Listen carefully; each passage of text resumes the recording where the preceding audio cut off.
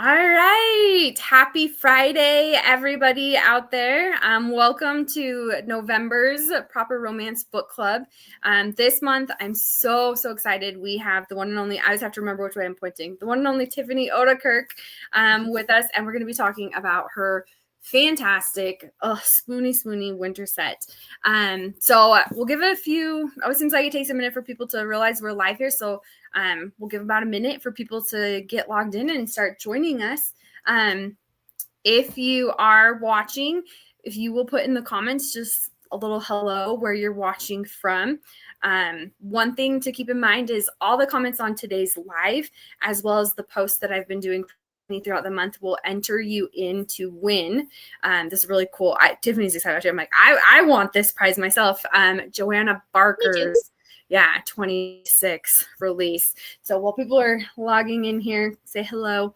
I'll just take a second to plug. So this is the book before. Joanna's is like a standalone series. They're Bow Street Runners, which I just think is such a fun premise. And it's the third book that's going to be, good, we're trying to get people on. Welcome, Crystal from Cedar City. So right now, this will go, by the way, so you can get them through Desert, all Proper Romance, including Tiffany's Winterset. So if you don't have a copy, this is on BOGO. This lovely, beautiful hardcover edition of Summer Haven with the Making of an Earl. I almost said Finding of an Earl. Making of an Earl, which I love. We'll talk about that today too. These are all on BOGO, so I'm just, while people are joining us, want to throw that out there. Go to Deseret Book, Proper Romance Books. Stock up Christmas presents, gifts, fun stuff, and comment, say hello to us, because someone's going home with Joanna Barker's arc, and I might have to find a way to steal it. Right? Have you read Joanna's books? I can't wait. That's right. Welcome, Wendy from West Jordan and Mara from New Orleans. I always want to go to New Orleans and visit you, Mara. I've never been. Melanie Jacobson, another author, she's from there as well. She lives here in California now, but whenever she talks about it or goes on her research trips, I'm always like, I want to go there. You should totally go. Your husband's musical, isn't he? He is, yeah. He would love it. I got the opportunity to go, I don't even remember, it was like a year ago. I didn't get to go visit Mara, though. Hi, Mara. I know, Mara, we need to come visit you. Yes, but it was so fun to see. We went on like a river cruise, and they had like a Grammy award-winning jazz band. Like, just that's awesome. Random, because they just have so much musical and food influence. So just if you do get the chance to go, Tiffany, you're gonna want to take stretchy pants. Anyone on here that's been to New Orleans can join in on this. You're gonna take stretchy pants, because I think I just ate my way through the city. So good. I know, we're foodies. We like good food and we like trying new food. So yeah, fun. Well, that actually leads in perfect. So I thought it'd be fun to kick off this month's book club. Just do a little introduction for people to get to know you as an author. Awesome. I will say I have been following you. So, fun fact for those of you that know Tiffany through her action, and they're so good. But you want to just talk a little bit about how you started writing and your author journey? Sure. Yeah, definitely. So I have always loved reading books. I've always was a little bookworm growing up, and like I would write little tiny like fun stories, on vacations or something, just like in a notebook.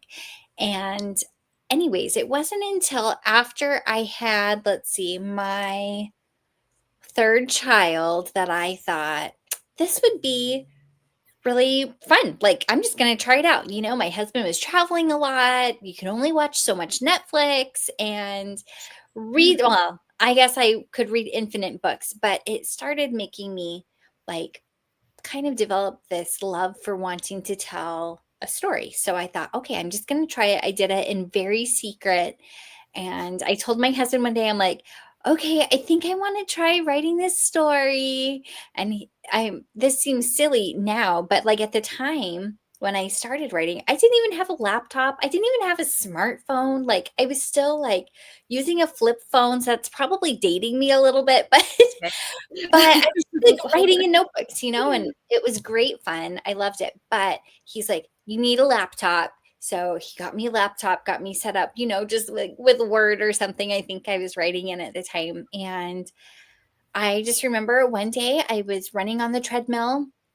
My kids were all in like the kids club where you have like the little free babysitting for an hour or two.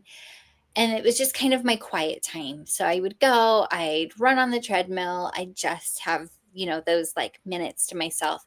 And that was really between the times I was driving or running, and I started really thinking about specific characters. And it got to the point where I'm like, I'm just going to try writing it down. So I did. And then, I was probably at least a third of the way done writing this book. And I'm like, I really don't know how to write a book. Like, I don't like it was just for fun, but it's kind of becoming something. And so I reached out to an author's whose book I really liked. That happened to be Melanie Jacobson. And it turned out she lived like 15 minutes away from me. And so she said, let's just meet up. Let's bring our kids to the park and let's meet up and we can talk story. And anyways, we became great friends. And now we're in a writing group together. But that was really how I started. It was just writing. I started writing and then I reached out and my network kind of grew from there. I ended up going to a writing conference and pitching my book to, it was Covenant, who I pitched it to, and they liked it. And anyways, the rest is kind of history, but I feel like my writing story is a little atypical. Things kind of went smoothly for the most part for me, which I don't know, like it was a blessing because I think at the time, like in new motherhood, I didn't have a lot of bandwidth to really like hit the ground with trying to get my books into. Anyways, I just felt like my path was very guided. And so yeah, that's kind of how I started writing, and it's evolved a little bit since then. I use um, new software on my computer to write. I like to use Scrivener. It kind of works exactly the way my brain works. Like I can move stuff around really easy. I can put like storyboards and note cards and like there's kind of a lot to it, but I use just kind of the basic features and it's just fun. Yeah. So I love that. What a fun connection too. I've read all of Melanie's books. So when that's kind of like, she was in contemporary for a long time. I saw yours. But when you did, so I kind of want to know, how did you started contemporary to historical? Because that's where we're going to focus today's book clubs really on your historicals, your Regency. Was that hard to transition from what you started in and have like success in 3 books? Yeah, that's a great question. I actually had to trick myself into writing historical Summerhaven. I was really, really intimidated to write it just because of the research. And I knew that there were things that I was going to get wrong. Like I was worried that it would be too historical for some people and not enough for other people. And I also knew that my focus was going to be more on character, more on the romance, setting and time and place. Like I have always loved historical. My husband calls them like dark and dimly lit movies. Like I have a love for it so much, but I was really nervous to get things wrong. And I guess if you dig a little deeper than that, I was really nervous of critique and, hurting the author brand that I had already started to develop with contemporary. So I was nervous. So I tricked myself into writing it by telling myself nobody was ever going to read it. It was just going to be, and I'm wrong. specifically about Summerhaven. Yep, Summerhaven. So I told myself nobody will ever have to see it if I don't want them to. I'm just going to write. It started off as an experiment to see if I could write not in present tense, but to see if I could write in past tense, to see if I could write in historical. and from one point of view. So like they were all things that I was not doing. I was writing dual point of view. I was writing present tense. So like I thought, let's just see if I can switch it. And then I became a little obsessed. Like I loved this world. And so when the summer was over and my experiment was supposed to be done, I found that I didn't want to switch back over to contemporary yet. And so I just kept writing. And anyways, then I don't know, like the stories just kind of kept coming and coming. And so now I have this queue of stories that I really want to tell. Makes me happy. I'm like, oh, And yay. Tell us more. it's so fun. It's so fun. But I also still love contemporary. So, but I love contemporary, like straight romance. So I'm not a rom-com writer. And so mine are like they're a little more angsty. I like to look at some deeper subjects from contemporary. And yeah, I guess I just fell in love with historical as I wrote it. So I don't know.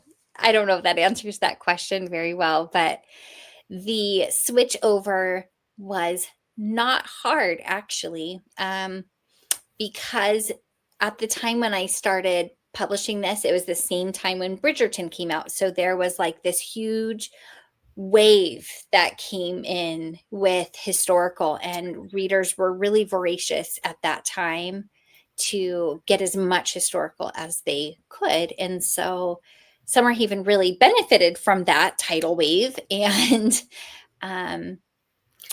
yeah, so, and my readers are terrific. So they were just kind of willing to follow me and kind of see where it led. And luckily I think it turned out okay. So I agree. There in the comments, I just want to share some of these. A lot of people said that they do love the historical, and multiple said, like your experiment worked well. I'm glad you went to the Regency side. Both books are fun. Experiment successful. Kind of thing. One of these comments here, like love historical as long as it's clean uplifting. That's one of my favorite things about proper romance is that, these are books. I have teenage nieces I can give them to, and your books, but it's like better than Bridgerton, right? Like you get all the swoon factor and the fun, but it's better than Bridgerton. Yes, and that's a really good point. Is I have teenage daughters, and one of which is a really big reader, and so it was really nice to be able to, like she's read my books now, and it's fun because she'll pass them around to her friends, and it's something that I am comfortable being able to give her or hand her, and not feel like there's parts of my writing work that I have to feel uncomfortable, and so it's so nice to be published with a brand, a publishing house that has that same core value. So, which is not really the case, in a lot of publishing houses, which is unfortunate. But anyways, I'm really grateful for it. I love that.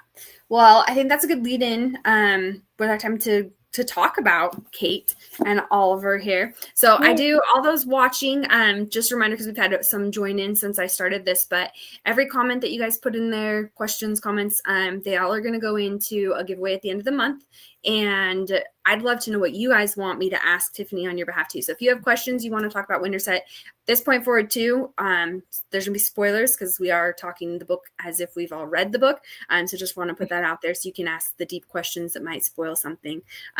So I'll be watching those in the chat, but I wanted to start off here. So those that have read Summer Haven, the original book, Oliver is a little bit like he needs to be redeemed because he's a little bit of a stinker, right? And then you give us a little bit deeper look for those of you that have read the special edition and read the Making of the Earl, where it was like you kind of started giving us, I felt like it was like a tease. I read this and I'm like, okay, now I really need Winterset. So was that hard knowing though that people had opinions about Oliver going into Winterset? Yes. So this book was the hardest book I've ever written. And partially was that I knew and loved him, but he was the antagonist, the emotional antagonist in Summer Haven. And that was really hard. Like, it was really hard knowing that one of the things this book was going to need to do was get reader buy-in to be able to read this story and enjoy it.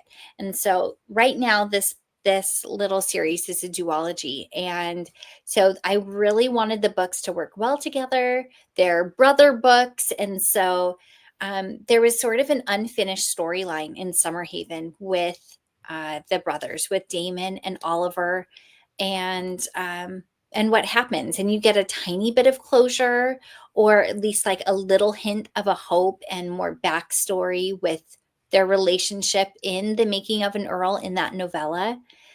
But like, it was painful to write. So the actual truth is that I got probably halfway through, and I said this in one of the posts that we did, but I got halfway through and I really could not finish it. I mean, there were a lot of life things going on, but with this story, I was like, you kind of know as an author, well, at least sometimes you can get a feel for when something's working and when something is not working. And like, I just could feel that that character was like holding back, for lack of a better word, on the page. And so around that time, that's when I got the good news that Summerhaven was going to be made into this collector's edition. And I knew right away. We talked about, I'm trying to find it. We talked about how, yeah, we talked about how this was an experiment. And one of the things for this book and this story specifically was that I couldn't share it from Damon's point of view. And anyways, and so when I got to write this one, it was perfect. So I took a full break from Winterset. I switched over, wrote this novella. I actually started it the day of not this year's soiree, but the soiree that was like in the garden area, if you remember that one. Anyways, was it Linden? It was in Linden or something.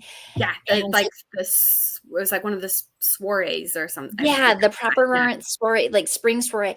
Yeah, so that's the day that I started this one. I came home from that and I was just excited, and I had been thinking about it, and I'm like, I know exactly what I want to write, but I had been going back and forth. The timeline was so short, and I was worried that I was not going to be able to finish this project because I'm not the fastest writer, but I knew exactly what I wanted to write. So I did. I wrote it. I just started right that night, and I wrote and I wrote and I wrote and I wrote. And luckily I was able to finish it. It was too long, but my editor and I went back and forth, and we decided that there was nothing we could cut. And so we fiddled with margins and font size, and she was amazing. Samantha Milburn is amazing.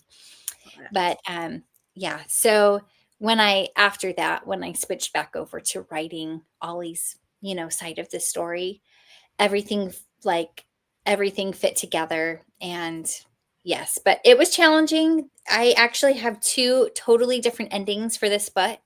I got done writing it and I was like, it's reading like a telenovela, like and it just was not working. It didn't feel true to the story.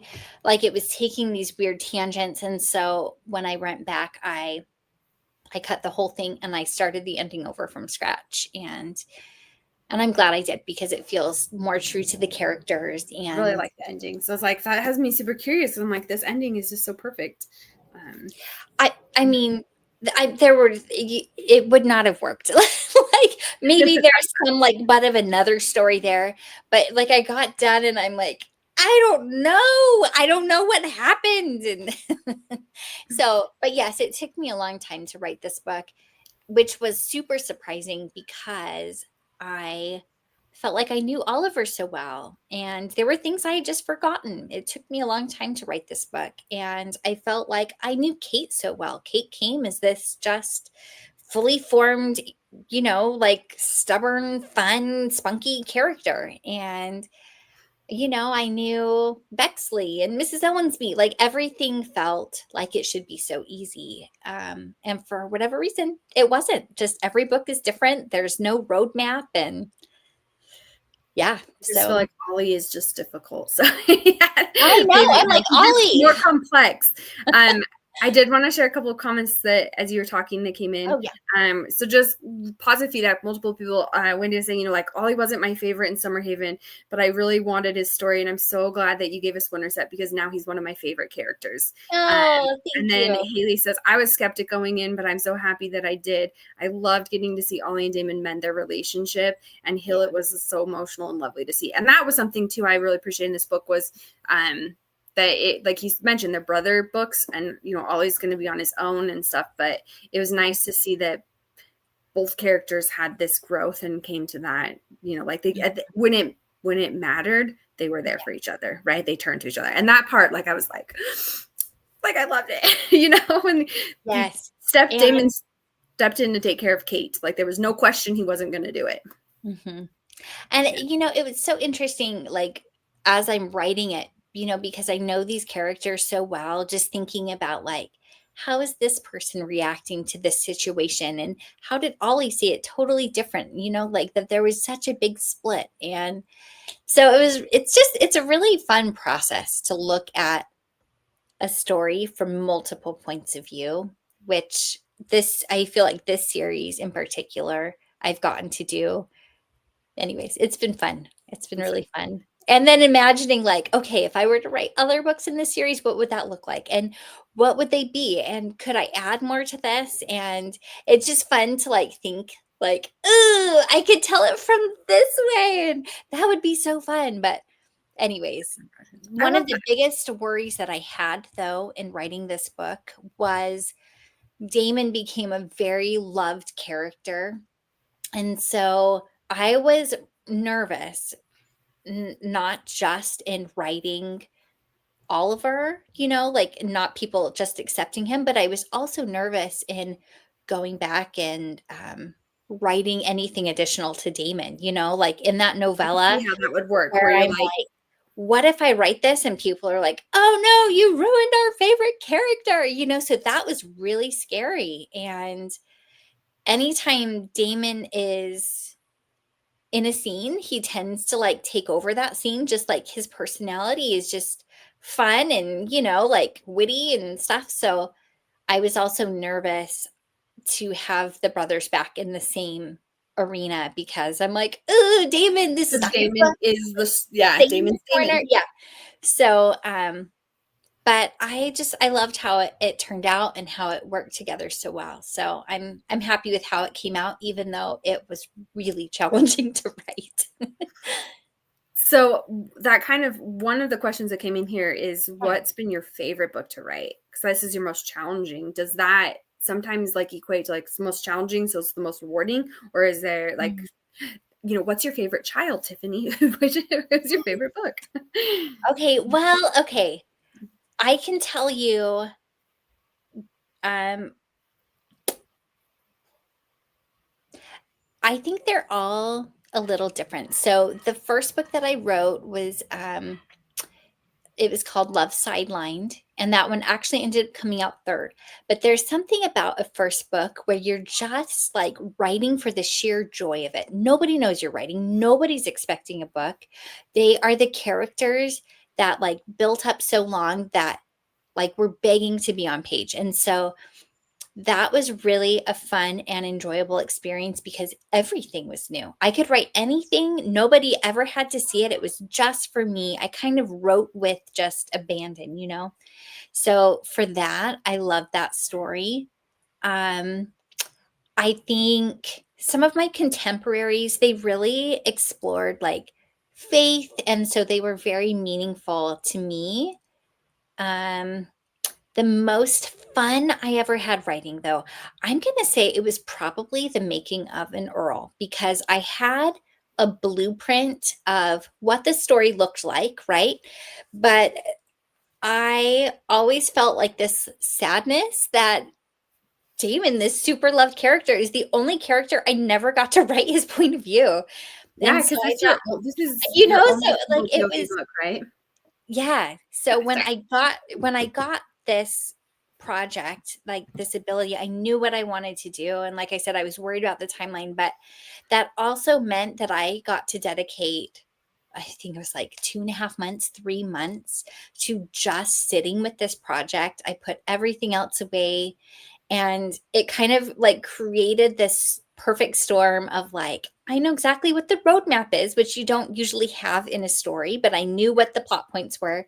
And it was just so fun because I knew like, oh, like while her and Ollie are talking, he's just right off stage, or like he's overhearing this. And so to be able to step back and get to share that was so satisfying. It was so fun. Yeah, so I love that. I love that we got his POV. yeah, so Okay, fun. back with Winterset. Yes. Kate. Let's talk Kate. How did Oh, you pick it's always fun, like, because we were introduced to Oliver. So like in this book, it's like who's gonna be Oliver's perfect match. So do you mind telling us just a little bit about like how you like what inspired Kate and how you came about for Kate? yeah, great question. So while I was still writing Summer Haven, you kind of start to think like, well, who is their match? Is it this side character in Summer Haven? Is it Amelia? And I was like, oh no, like they could never actually work. Like they could be friends, but like that relationship just wouldn't work very well. And so then I thought, okay, well, could it be Lady Margaret, who is also this other side character that I love? And I'm like, no, no, no, like, that could never work for these reasons too. And so then I realized like I guess what I'm saying is like in my mind, they kind of have like these little dates, like these little matchups. Like, I'm like Emma trying to figure out who's the best match. And when I started really thinking about Winterset, like the actual place and the house, and it is such a character in this story that with the priest holes and the secret passageways and this whole history, that I started thinking, like, who could this house have meant something to? And so as I started thinking about the house, that's really when her character came to me. And yeah, I don't know. Like sometimes they just kind of come fully formed. So her like story, I felt like just kind of downloaded into my head. Like I just had certain things that I knew she loved. I knew her world at this point was very small for specific reasons and the reasons why she's hiding, but her personality is really big. And so yeah, she was just fun to dive into and kind of explore. So I did love, and you share. So if you haven't, so those watching, if you haven't seen the post this month, you should go read the one that Tiffany talks about the priest holes and the research that you did that, hiding. When I read that, I was like, she just, the way, like when she filled his hats, which somebody asked, how did you come up with Ollie's love of hats? Did you ask that? oh, Like, that's a great question. So Ollie in my mind is just always trying to like fit in and be accepted and be loved. And so partially his love of fashion started with this desire to look the part and play the part and, kind of leave no like room for imperfection. And so, anyways, he loved hats. That was just his favorite accessory. And so, he started just collecting all these hats. And it was kind of a way of showing like, he would adapt to the situation and he could put on a different hat or like a different way of being depending on what the situation was. And so, at his home, maybe he's this way. And when he's in London and living in a set of rented rooms there at Albany, he was another way. And so he had these multiple hats that he could wear, if you will. And so, like Kate taking that away and like filling all these hats, I don't know if you've ever actually seen like a historical Regency top hat. But I had the chance to do that when we were researching in London. I went to St. James Street, which is kind of that thoroughfare. And we went into one of the hatters. And upstairs they have like all the women's, like those big beautiful hats that they will wear to those events. But downstairs they had some historical hats, and we could see like one of these old top hats. Like you could actually like see it and touch it, and it was amazing. And so That's so it's like, cool. yeah, so like if you were to put actual dirt in one of these hats, like I don't know. Anyways, it wouldn't have been good. But that was kind of one of the But what do you, ways. Sorry, say it no, go again. ahead. I was gonna say, I just think, yeah, like what a parallel of like what Kate does to Oliver though, like with his hats. Like I hadn't actually drawn that connection until you start talking about how I'm like, yeah, she like he finally is himself, his truth with Kate. He didn't Mhm. need the hats. She took the hats and he didn't Yeah. need the hats.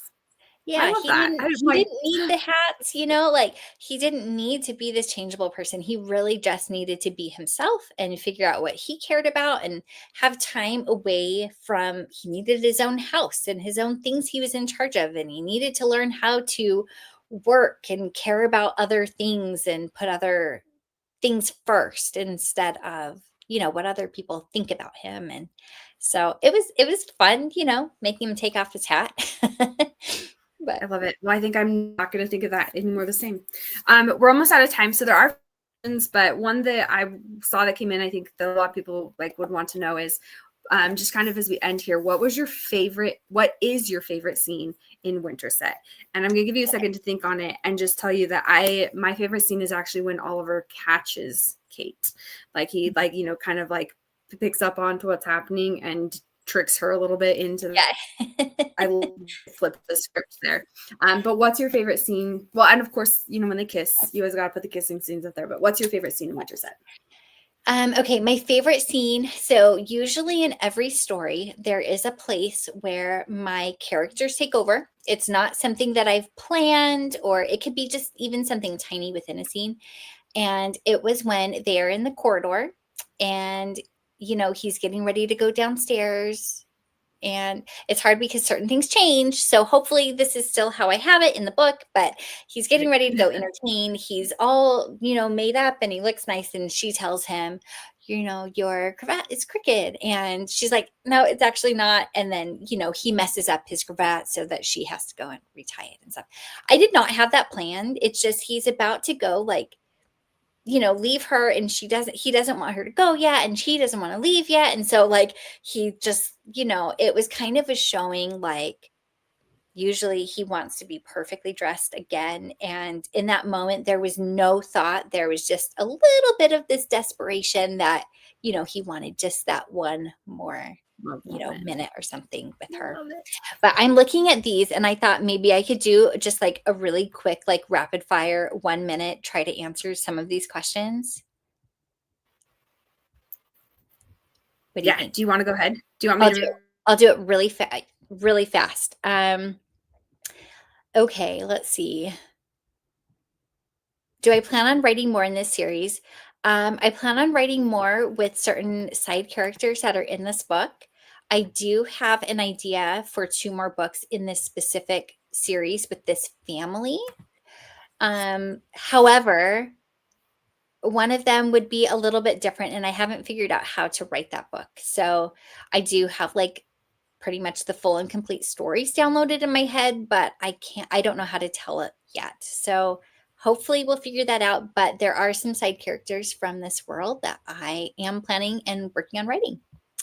That makes me super happy, and I'm Yeah. echoing with Amy saying, "Yay!" I'm like, "Yes, yay indeed." Specifically, the one I am working on right now is Charlie, who is Oliver's valet, and Lady Margaret. So That's they're an amazing character, fantastic. and I love it. It's so fun. I love it too. That makes me super, super happy. Am I a pantser or a plotter? I fall somewhere in between. I get a little anxious if I don't know where the plot is going, but I have written myself out of books. Like once I have no surprise left, and if it's too planned out, then I lose interest and it's really hard for me to finish a book. Is Lady Margaret's story next? Yes. What's my favorite scene from Winterset? The corridor, that kiss scene. Let's see.